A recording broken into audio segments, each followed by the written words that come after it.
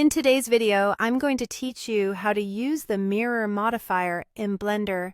Whether you're a beginner trying to get your feet wet or a seasoned pro looking for a refresher, this guide will help you navigate through the process seamlessly.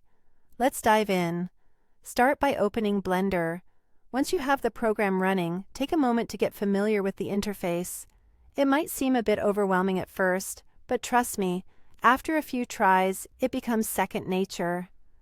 Now that you're up and running, let's move on to selecting an object.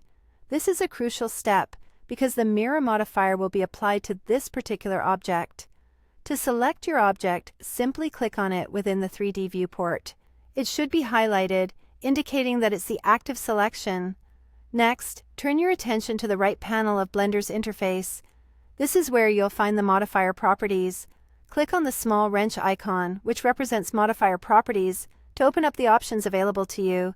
It's amazing how much you can do with modifiers in Blender, and today we're going to concentrate on one that helps streamline your modeling process. With the Modifier Properties tab open, you need to click on the Add Modifier button. This action brings up a list of various modifiers that you can apply to your object. Don't be intimidated by the multitude of choices you see here. We are going to look specifically at the Generate section. It's categorized here because the mirror modifier essentially generates a mirrored version of your object. Once on the list, you'll need to scroll down until you find and select the mirror option. Selecting this will apply the mirror modifier to your object. This is where the magic happens, as you can start to see how Blender duplicates and mirrors your selected object across various axes. Now, with the mirror modifier applied, choose the axis along which you want to mirror your object.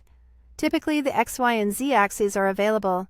For this demonstration, I'll choose the X axis, but feel free to experiment with Y or Z as your project requires. Selecting an axis allows you to see how the object responds and morphs according to the choice you made. It's a fun part of the process where you can really see the transformative power of the mirror modifier and how it impacts your model. And there you have it, a basic but powerful technique to double your productivity in Blender by using the mirror modifier.